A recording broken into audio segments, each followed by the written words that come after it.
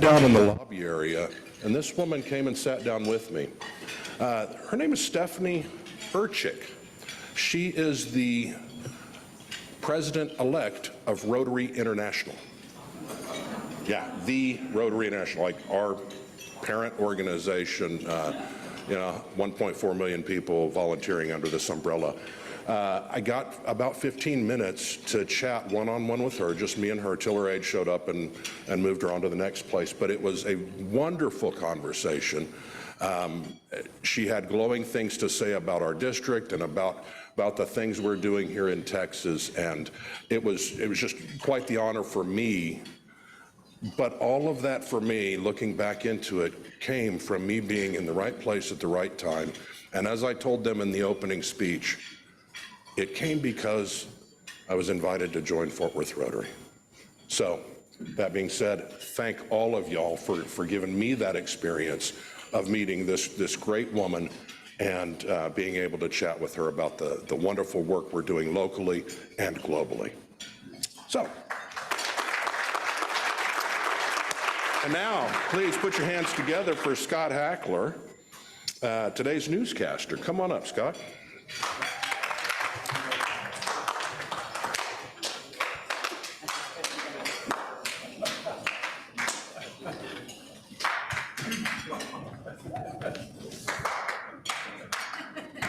You gotta love the OGs that know how to do the clap. I love to hear the proper clap, so thank you for that. Many Americans have stayed indoors and cranked up their air conditioners this summer to escape record heat waves. Denver eye doctor Gary Bellin chose to vacation in the hottest place on the planet. Quote, "I was hoping it would be this hot," he said as he toured Death Valley National Park this week. Bellin even got a selfie with the park's jumbo temperature gauge that read 126 degrees. In a related story, Denver eye doctor Gary Bellin is dead.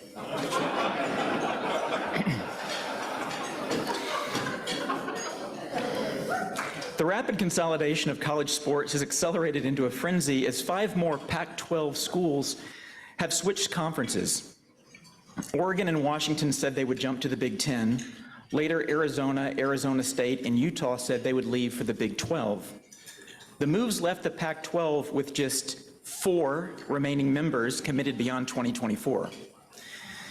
But all is not lost for the beleaguered conference. Pac-12 Commissioner George Kliavkoff announced on Tuesday 2 additions: Willamette Valley Teachers College and the Washington State School for Sensitive Boys. So that's going to work out great for them. Now up to 6 teams, the conference will have a new name, he said, the Six-Pack. So there's that.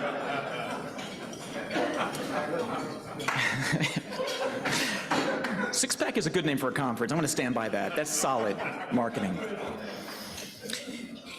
William Friedkin, the Oscar-winning director of The Exorcist, died Monday at age 87. His funeral mass will be celebrated by an old priest and a young priest. Some jokes just write themselves, you know. 2 years after his West African banded cobra escaped from his home in Grand Prairie, Lawrence Maddle has had his day in court. He was found guilty of intentionally, knowingly, recklessly, or with criminal negligence, releasing or allowing the release from captivity of a live, non-indigenous snake that is venomous. That's a mouthful, but that was the charge.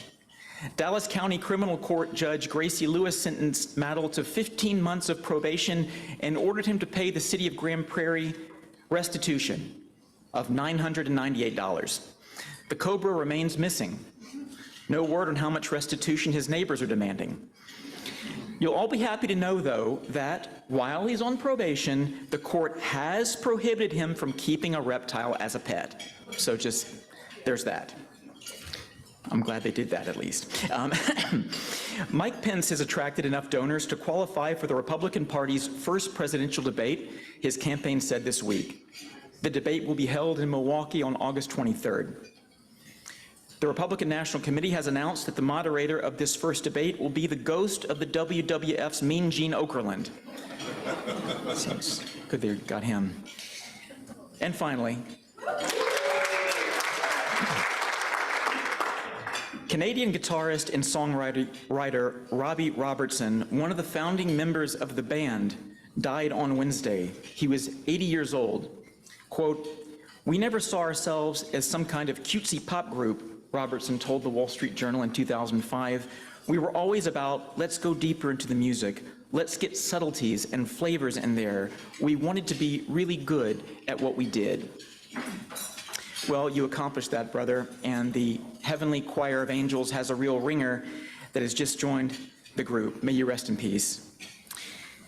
Highs this weekend will continue to approximate those on the surface of the sun. I recommend staying inside to watch Martin Scorsese's award-winning 1978 documentary about the band, which is called The Last Waltz. Y'all have a great weekend. Thank you so much.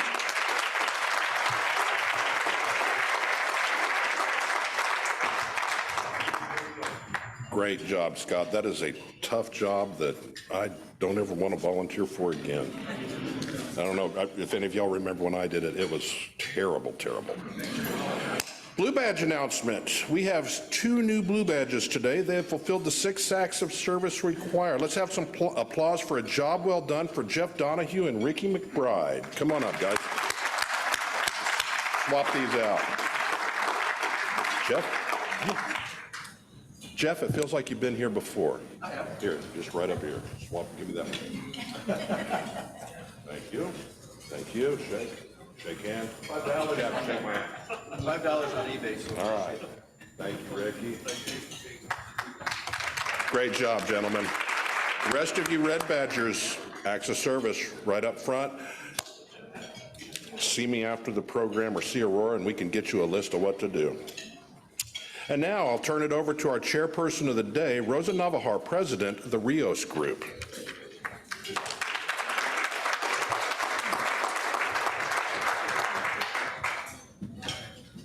Hola.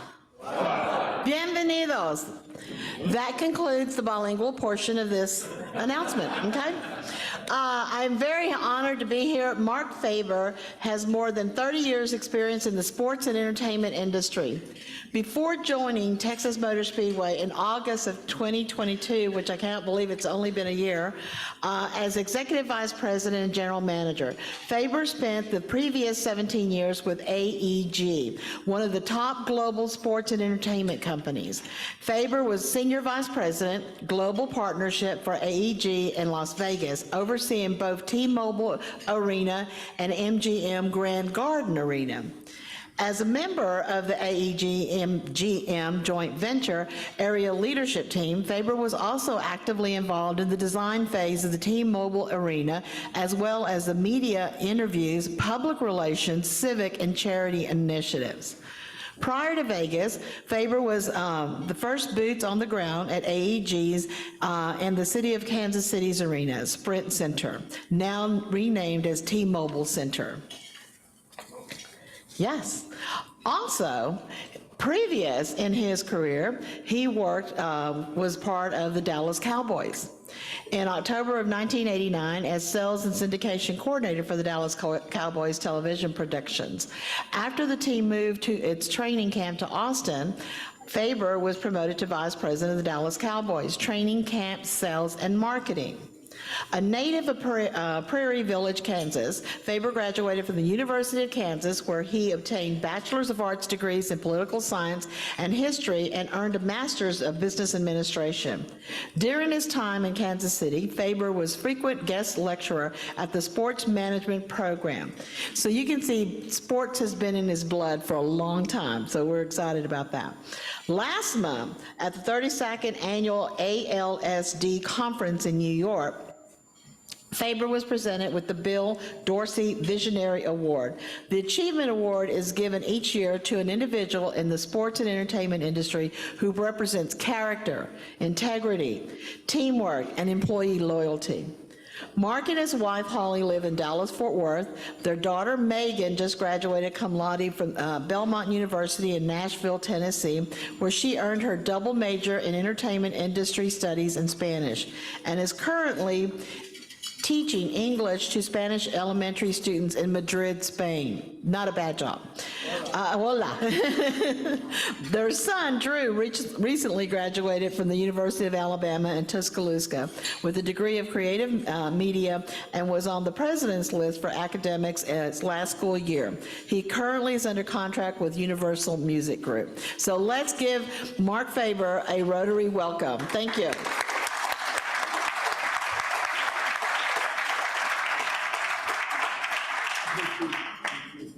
Sorry.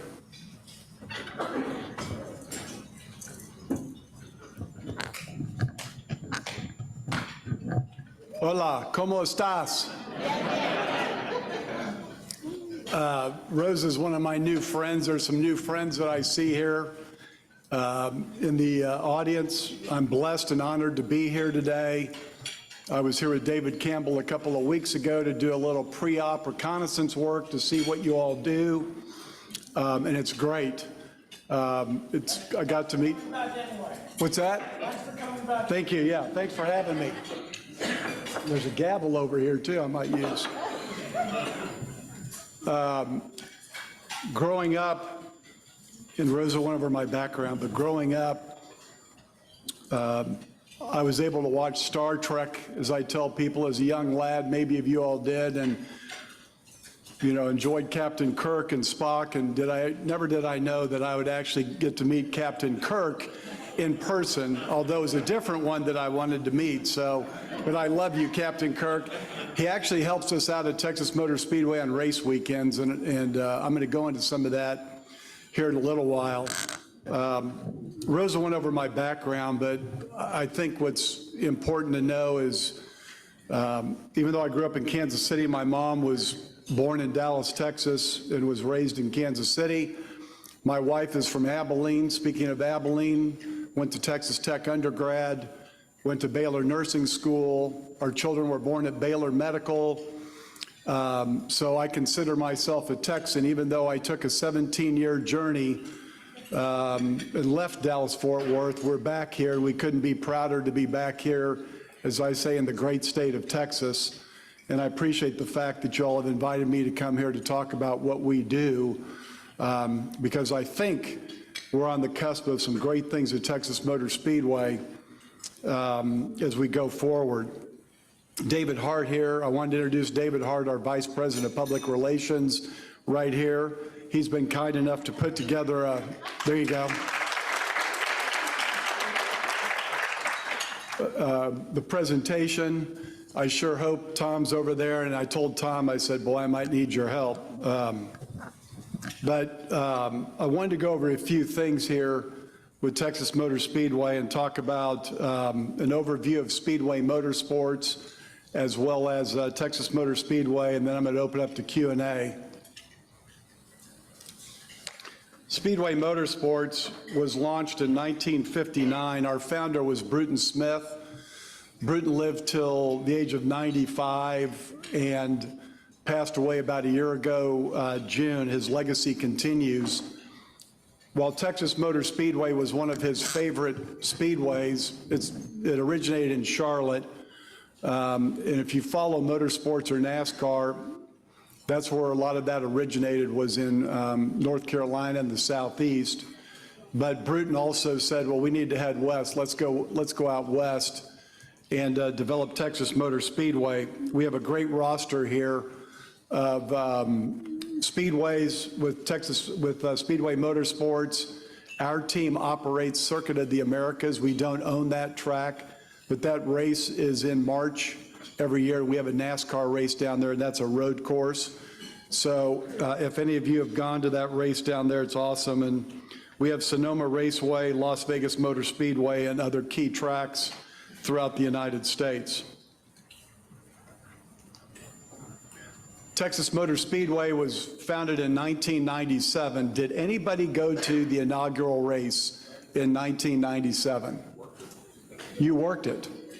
Okay, I was there as a fan, and Captain Kirk and the team are going to have a much better ingress-egress pattern than we did for that first race. I was actually a guest at that race.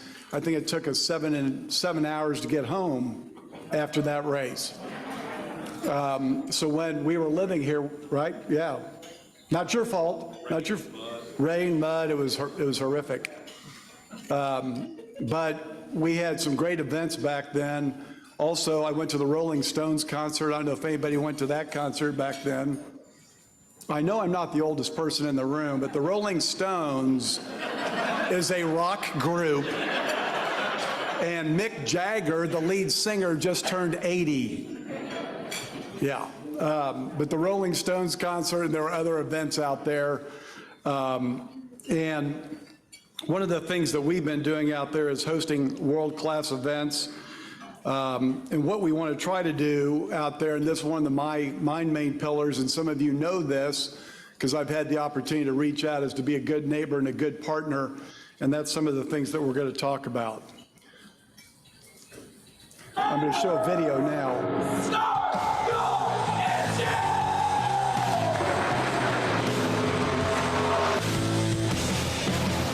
engine! You got the strength!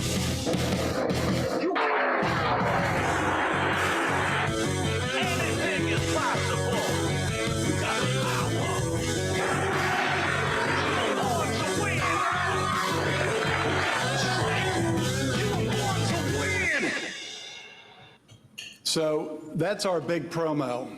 Many of you may not be motorsports fans, but you probably like to drive a car every once in a while. You might like to drive your car around the track. I know there are people in the room that have done that. That gets me fired up, and hopefully it gets you all fired up as far as getting out to Texas Motor Speedway and what we do. We're a sports and entertainment venue, and we may have 2 major motorsports weekends a year, but in 2022, we had 276 total events at Texas Motor Speedway. And people go, really? You're kidding me.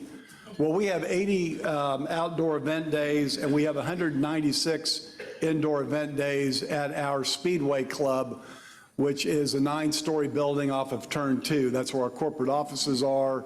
But we also have banquet space that is can accommodate probably anywhere from 600 to 800 people, depending on how you configure it, and it's a really cool view of the track. So we do close to 275 to 280 events a year out at the Speedway. You know what, if you want to bring a luncheon up there one day, that would be awesome. We ought to talk about that. The beauty, when we talk about ingress and egress, because you all think, wow, Texas Motor Speedway is a long ways away. Let me just tell you, we just drove down the expressway and it took about 22 minutes from Texas Motor Speedway to get here, so it's not that far. The construction crews and TxDOT and everybody done a great job on I-35. Easy access up and down, so maybe we ought to talk about that. In 2023, we have a similar number of events. Our 2 big weekends are our NTT IndyCar Series, NASCAR Craftsman Truck Series, April 1 and 2. You weren't able to go this year, we were talking earlier, but we had a truck IndyCar race. So we had a NASCAR truck, and then we had an open wheel IndyCar race. Has anybody been to an IndyCar race before in the room? Okay. We had arguably the most exciting race in IndyCar history in our track in April, and arguably the best race in the series since 2015. We had drivers going 3 wide. Don't know if they got 4 wide, but 3 wide on our track. And the leaders were going about 225 miles an hour side by side the last 20 to 25 laps. Compelling entertainment and theater. Joseph Newgarden and Pato Award. Hola, right? And it's a big initiative for us, which you and I have talked about. Pato Award from Mexico, who is a rock star. And is almost a movie star now in the industry. We're going 225 miles an hour, side by side, around our 1.5-mile oval, and it was incredible. Joseph Newgarden won the race, and then the next month went up to the Indianapolis 500 and won that race. And so that's a big deal for us, and it's a big deal for the community. Roger Penske, the owner of IndyCar and the Indianapolis Motor Speedway, likes to have the Indy car right before the 500 because it gives the drivers an opportunity to quote-unquote practice before going up for the big race. And then speaking of big races, in just 44 days, we have our Xfinity and NASCAR Cup playoff race at Texas Motor Speedway, September 23 and 24. And I'm going to go into a little bit more about that later. Other events, and I'm not going to, make sure I click, Tom, thank you. Other events, and I'm not going to go into all of them, but we have those 80 outdoor event days and 196 indoor event days. We have major corporations from all over the country that come to utilize our facility. Case New Holland Agriculture, for example, rented our facility for the month of January, which is awesome because we're an outdoor facility and January can have some inclement weather. And they use that as a training tool for their folks to come in every week, and vendors and distributors. And they trained a new group every week and then would have live entertainment every night. We have Good Guys Rod and Custom shows a couple of days, a couple of weekends a year. Ducks Unlimited, if any of you are Ducks members, we have that. Peterbilt has a major regional presence up in North Texas. They rented our facility for a couple of days. Gordy's Highway 30 Music Fest, I know some people in the room have heard about it because they're texting or calling me asking for tickets. And we're going to accommodate those friends of ours for tickets. But Gordy's Highway Texas Festival is a new festival, 4-day festival, October 19th to the 22nd. We have Dierks Bentley, Brothers Osborne, Thursday night headliner. We have Zach Bryan, who is one of the hottest artists in country music and in music. Friday night, those are the calls I'm getting up. Saturday, we have Cody Jinks headliner, and Dexter and the Moon Rocks, thank you. And Eric's son is the drummer on Dexter and the Moon Rocks. And the mom's over there. Hi, Mom. The mom and dad of Dexter and the Moon Rocks drummer are right here. And yes, we're going to get you in not only Friday, but Saturday to our special areas. And if you see their son, just go online and look. Their son is a character, as Eric's told me, but plays drummer on a band, is going to be opening up. And we have 30-plus bands and artists that weekend, and he's going to be one of the opening acts on the Saturday before Cody, who, by the way, is a local boy, lives outside of Decatur. And then Sunday, we end up with Co Wetzel as our headliner. We have Colby Kaye, Ashley McBride, Kat Hasty, and a lot of other, Shane Smith and the Saints, a lot of other artists. So if you like country music, that's the place to be this fall. And then we typically end the year with our Gift of Lights holiday drive-through celebration, which benefits Speedway Children's Charities, which is our #1 charity and is really close and near and dear to our heart.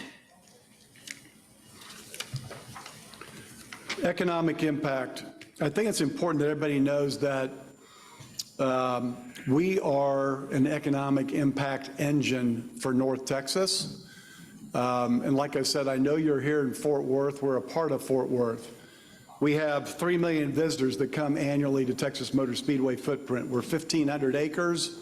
We utilize that for a variety of events like I talked about, but we also have other law enforcement groups that utilize our footprint for training and other types of events that we have out there. But 3 million visitors annually, $300 million economic impact, $200 million average annual direct expenditures by non-Texans.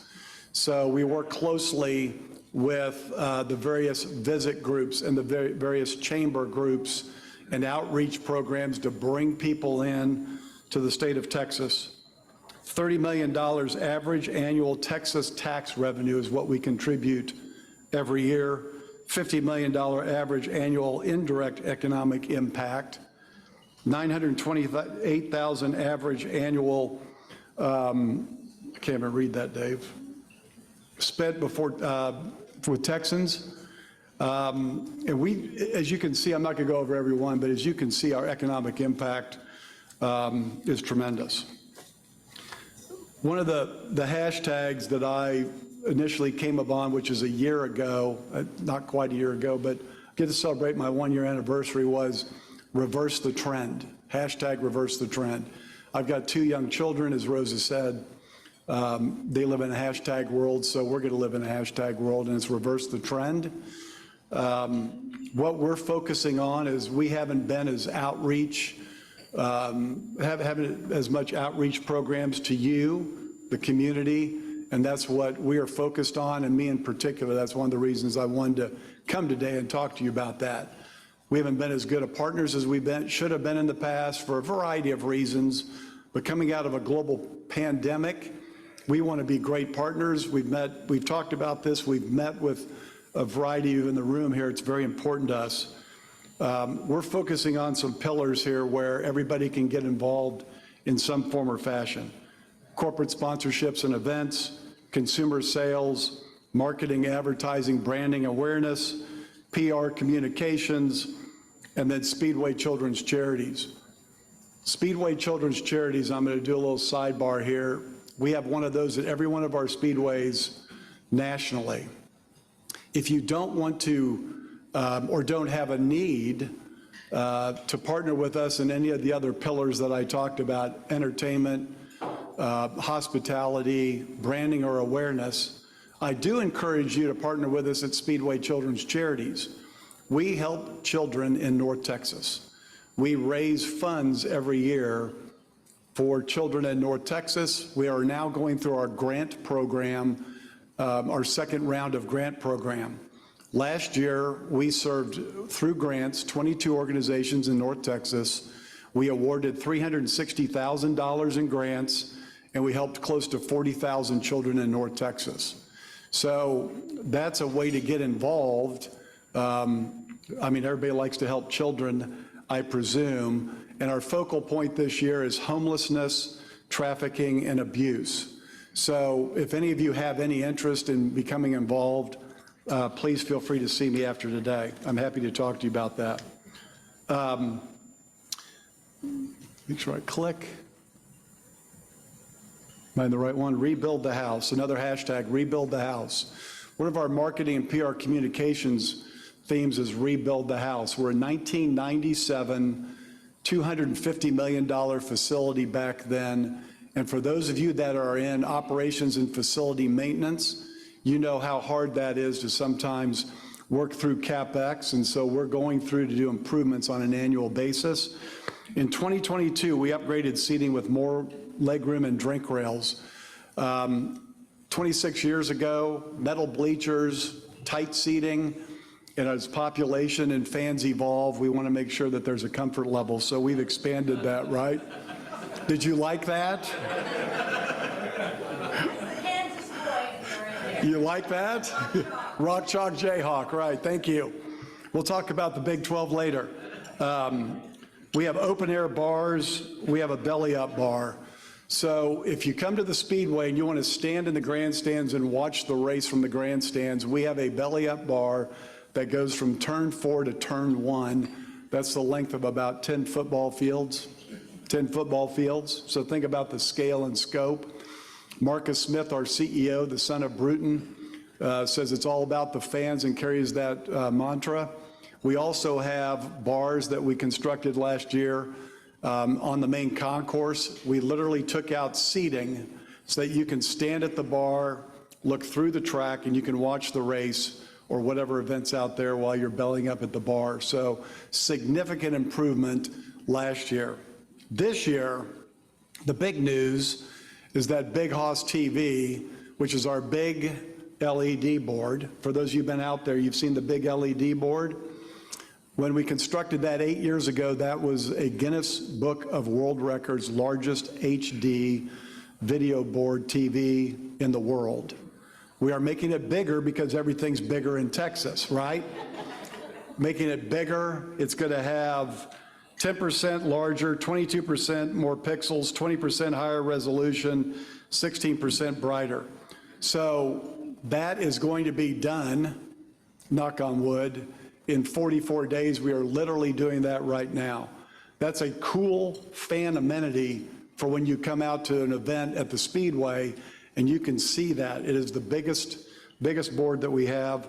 And then we've also, the last thing we did is we ground the track in turns 3 and 4 because the drivers said it was a little bumpy, and NASCAR did.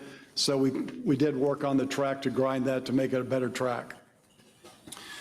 Looking ahead, we are an iconic sports, let me do this, sorry. We're iconic, go back. Okay. Iconic sports and entertainment destination. We are more than motorsports, is what I said. That will always be at the core. But if motorsports isn't your thing, we have great entertainment around our motorsports. We are an event company. Low cash, country artists, brand new song, My Three Favorite Colors. I don't know if you've heard that. Their 3 favorite colors are right here, red, white, and blue. That's who's going to be doing our pre-race entertainment on the infield before the show. We have side shows at the fan activation zone. We have the opportunity for fans to come in, get down near the garages.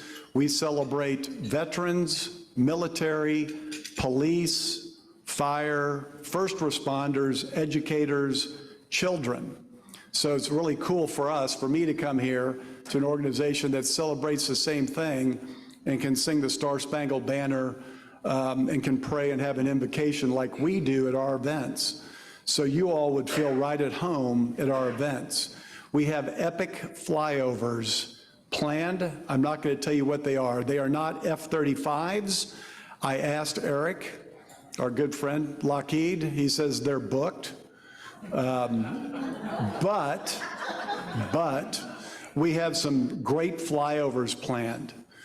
We have invited Corporal Don Graves, who's 98 years old, one of 18 survivors at Iwo Jima out of 335 men that went to take Iwo Jima. He was one of 18 that survived and is the only flamethrower. Mr. Graves is going to sing God Bless America on our pre-race stage before thousands of fans on Sunday race. So we have a lot of cool things. We have a lot of fun things to do. If you haven't come to a race, please come out and be our guests, okay? We want to continue to grow events and impact. Gordy's Highway 30 Texas Edition Festival is just, I think, the tip of the iceberg. We're always looking at creative ways to utilize our footprint. We've talked to some folks in here about how we can do that, how we can get together. We're working on some barbecue partnerships, Don, but maybe we can expand that. Maybe we could have a bigger barbecue contest, not around the race, but I think the sky's the limit on that. Go big or go home. That's right, go big or go home, right? I love that. And the third point is enhanced community involvement in Fort Worth and North Texas. For those of you that I've had a chance to talk to and have been willing to meet with me, as I said earlier, we have not done a good outreach program in the past, but that's changed. We're working to help the community. My philosophy is a rising tide raises all ships. So if we can work together and we can help each other, I think that we can do a lot of great things together in North Texas. That's the end of my talk, and I'm happy to take any Q&A.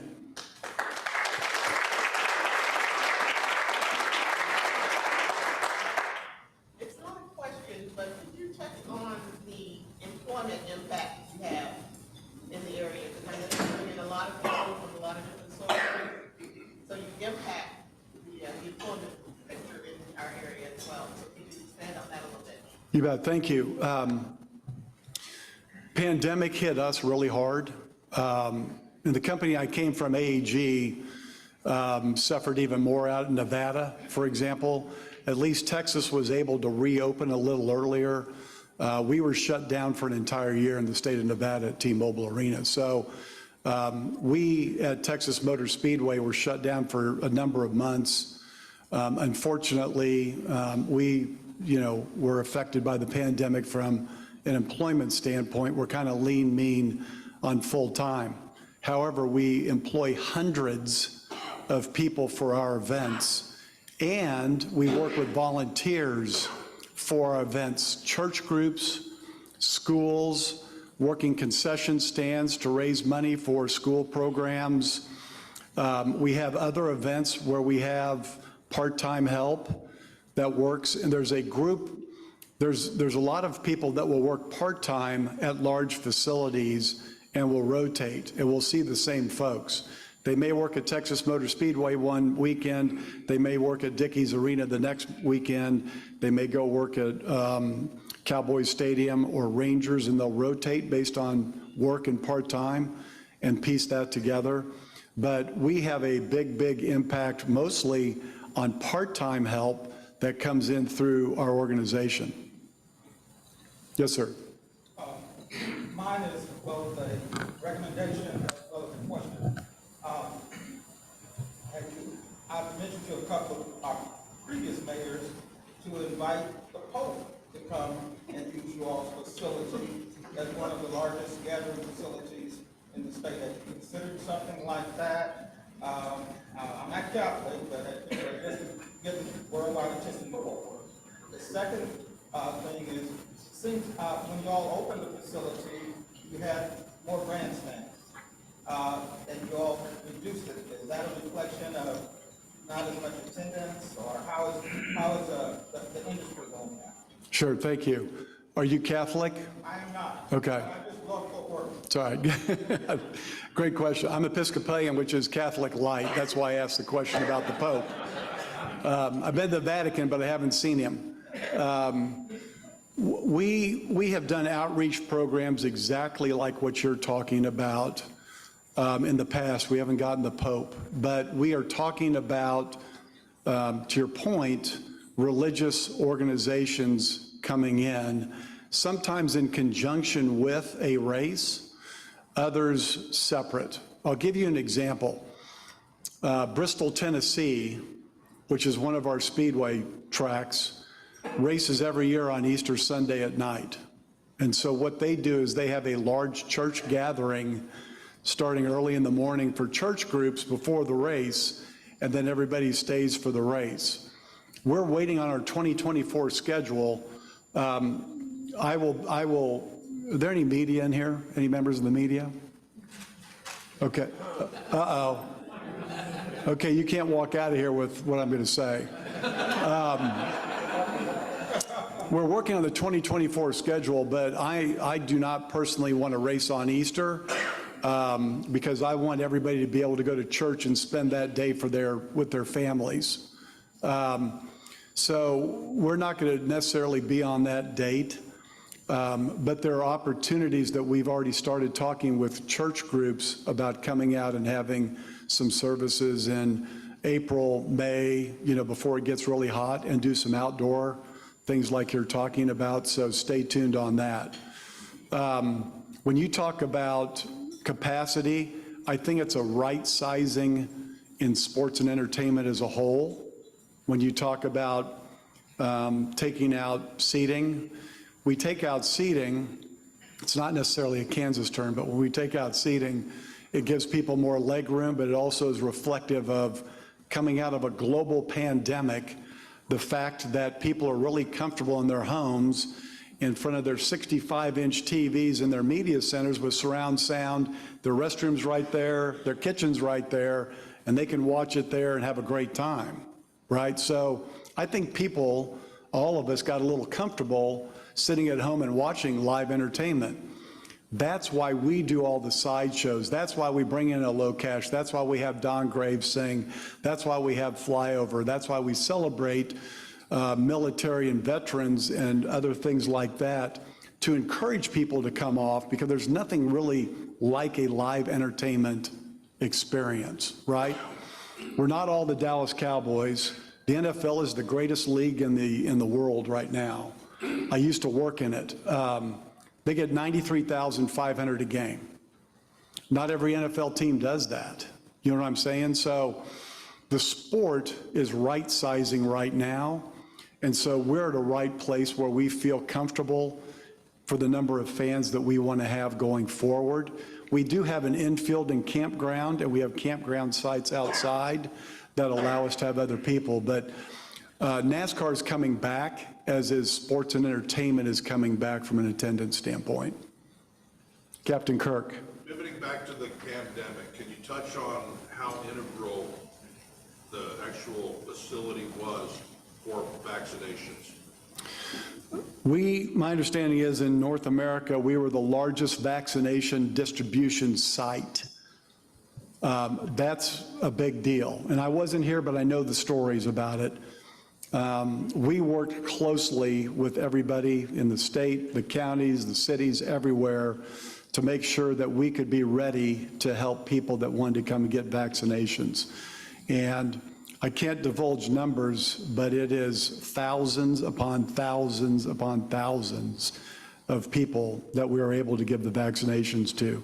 And that's the type of stuff we want to do. I mean, we have, I don't want to call it low-hanging fruit. I mean, we want to help everybody, but I mean, we have blood drives, and we do other things like that on a regular basis out at the facility.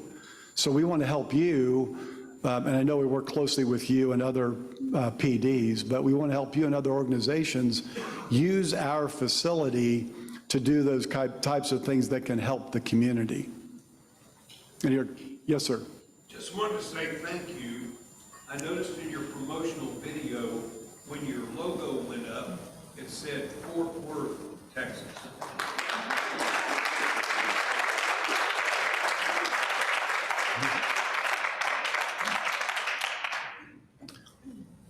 Is that a comment or a question, or?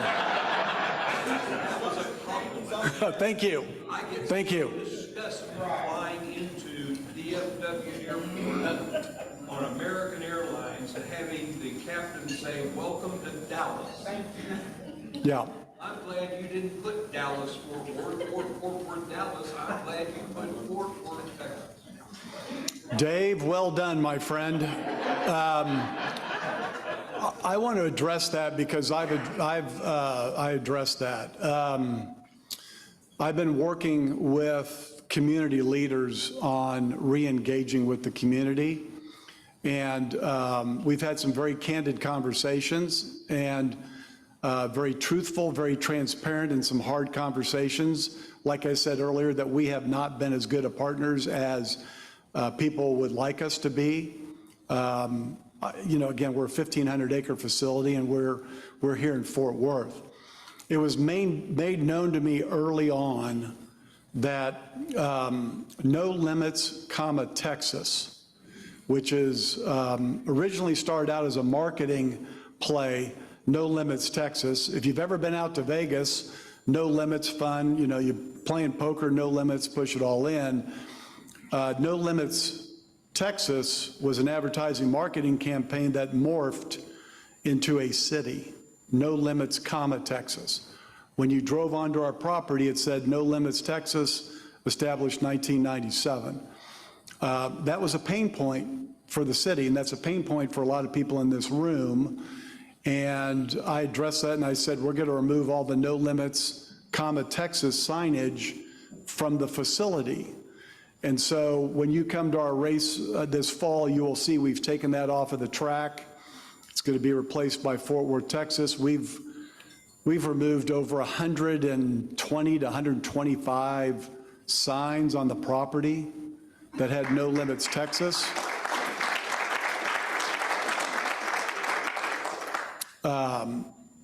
So that's important. And so when that's a pain point to our community and our partners, and a reason for people not to come to our facility, then we're going to remove that pain point, and again, we're going to collaborate and work together. So thank you very much for bringing that up.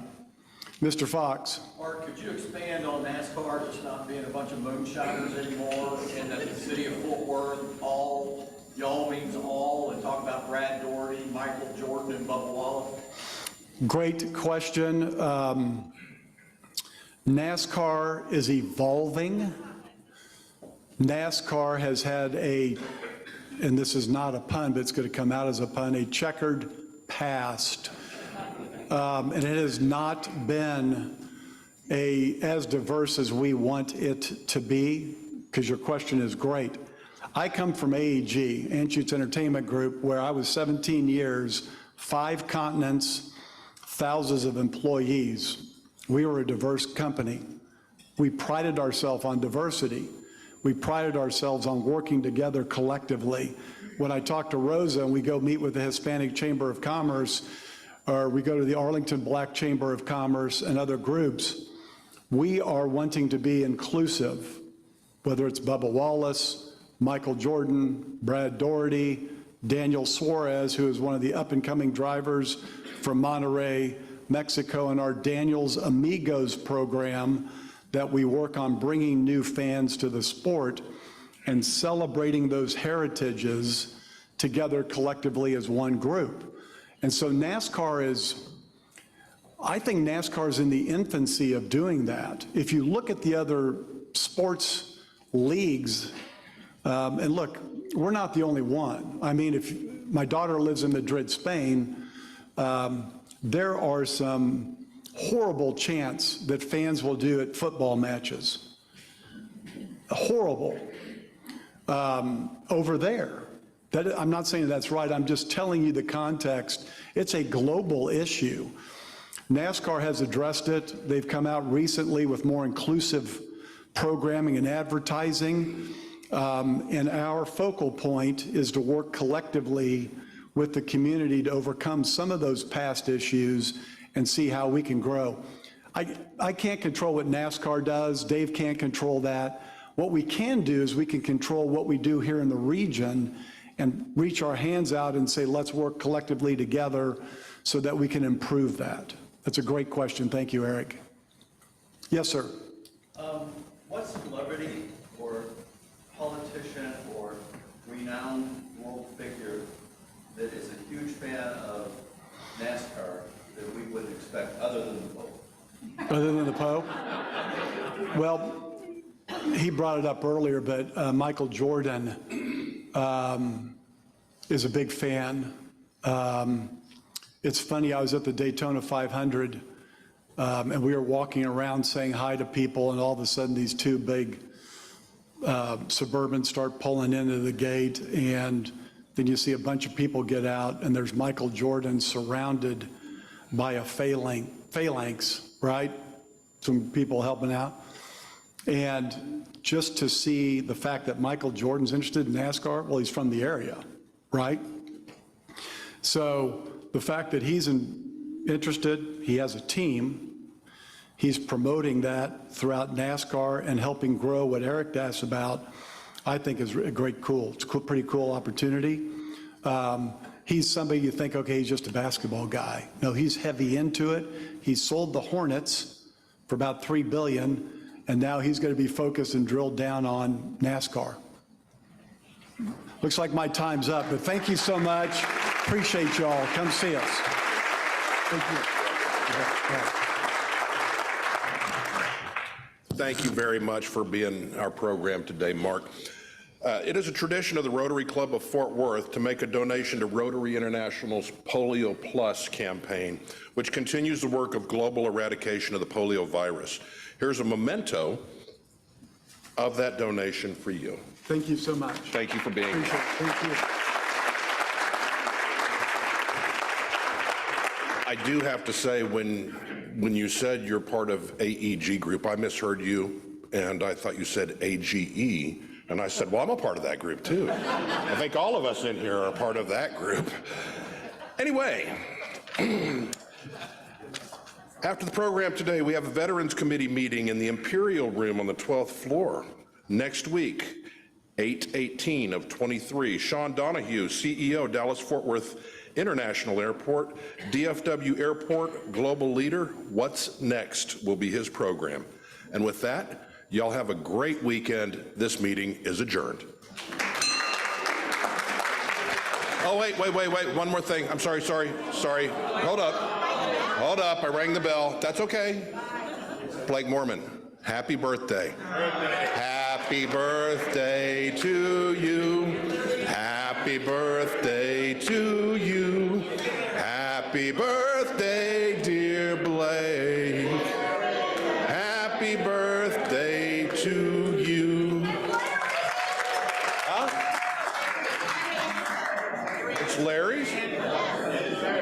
Larry's. You told me about Blake.